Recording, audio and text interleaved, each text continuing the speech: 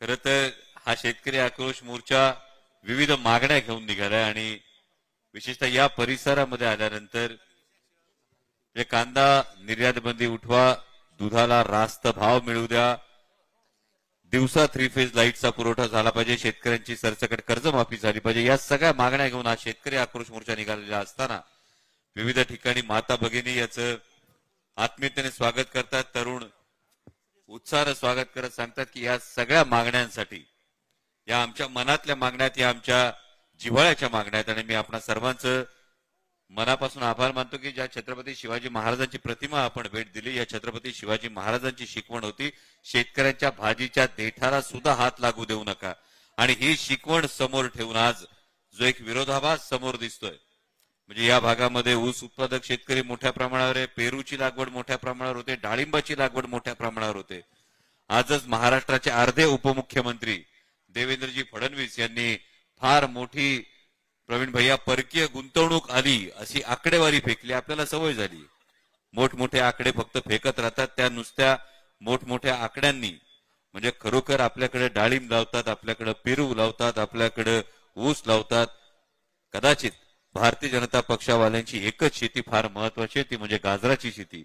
या पद्धतीने जे एवढे मोठमोठे आकडे ते फेकतायत, या मोठ्या आकड्यांमध्ये या परिसरामध्ये कुठला उद्योगधंदा आला, या परिसरामधल्या तरुणांसाठी काय नेमकं झालं, डाळिंबाच्या वरच्या प्रक्रिया उद्योगासाठी काही नेमकं घडलं का, पेरूवरच्या प्रक्रिया उद्योगासाठी काही घडलं का, हा प्रश्न नजीकच्या भविष्य काळात तुम्ही प्रत्येकानं डोळ्यात तेल घालून आजची आकडेवारी आणि त्यानंतर काय काय नेमके उद्योगधंदे आपल्यापर्यंत पोहोचले हे पाहणं फार गरजेचं आहे.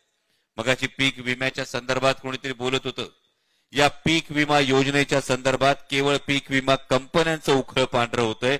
या वर्षभरातला केवळ पीक विमा कंपन्यांचा निव्वळ नफा बघितला तर 600 कोटीपेक्षा जास्त नफा हा या पीक विमा कंपन्यांचा आहे.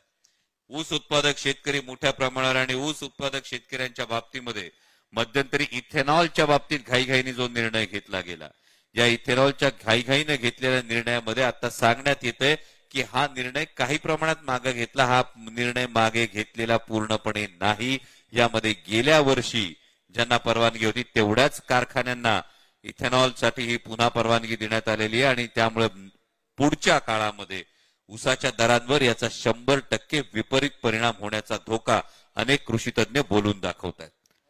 डाळिंब असेल, पेरू असेल, सर्वसामान्य आता कांद्याचा हा जो प्रश्न ज्वलंत झालेला आहे, पण याच पद्धतीनं शेतमालाच्या एकूण निर्यात धोरणाविषयी, म्हणजे इथं आपण डाळिंबाविषयीचं नेमकं निर्यात धोरण काय, एकूण शेतमालाविषयीचं निर्यात धोरण काय, विदर्भातला शेतकरी संत्र्याच्या निर्यात धोरणाविषयी फार मोठ्या प्रमाणावर आक्रोश करतो. म्हणजे बांगलादेशमध्ये फार मोठ्या प्रमाणावर ज्या संत्री निर्यात होत होती, बांगलादेशने निर्यात शुल्क लादल्यानंतर देशातला शेतकरी कोलमडून पडतो, आणि दुर्दैव हे आहे की या भ्रष्ट जुमला पार्टीला देशातल्या शेतकऱ्याशी काही देणं घेणं नाही. शेतकऱ्याच्या शेतमालाला हमीभाव मिळाला पाहिजे या मागणीविषयी देणं घेणं नाही.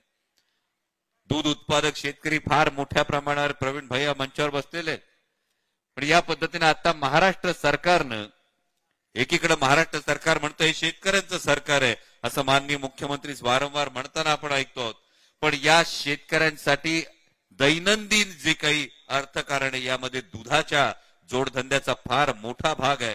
पण सरकारनं 5 रुपये अनुदान जाहीर केलं, हे जाहीर करत असताना हात मात्र आखडता घेतला.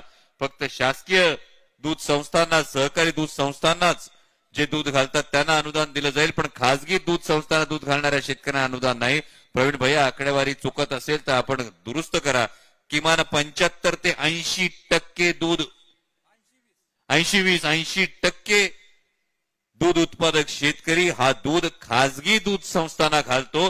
याचा अर्थ या सरकारची नियत बघा, फक्त 20% फक्त 5 रुपये अनुदान देणार, आणि 80% दूध उत्पादक शेतकऱ्यांना या अनुदानापासून जर वंचित ठेवणार असाल तर हे सरकार शेतकऱ्यांचं सरकार आहे कसं म्हणायचं.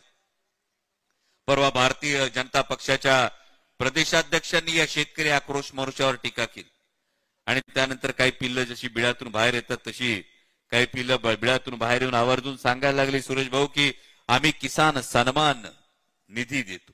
किती रुपये?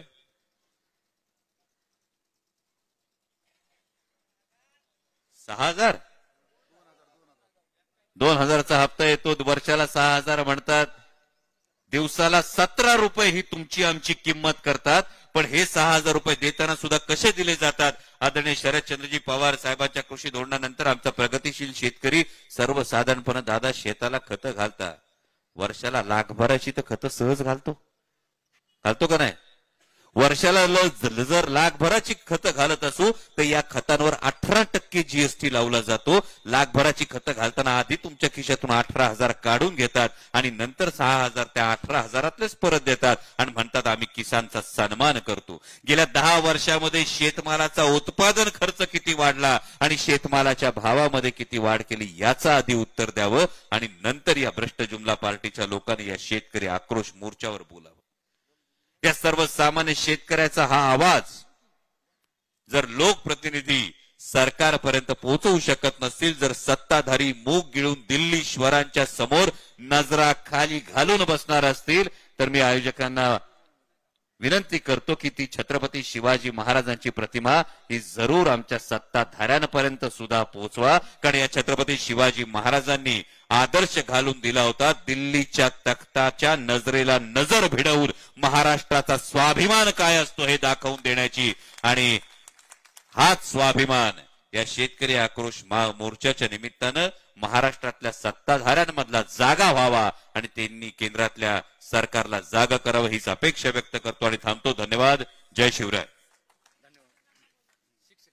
धन्यवाद. सर्व शिक्षक बंधूंनी यायचंय. रयत शिक्षण संस्था आदरणीय ताई बोलवतात. फक्त रयत शिक्षण संस्था इकडे उजव्या बाजूला यायचंय. भैरवनाथ विद्यालय बिगवान कुणीही जाऊ नका प्लीज, थांबा.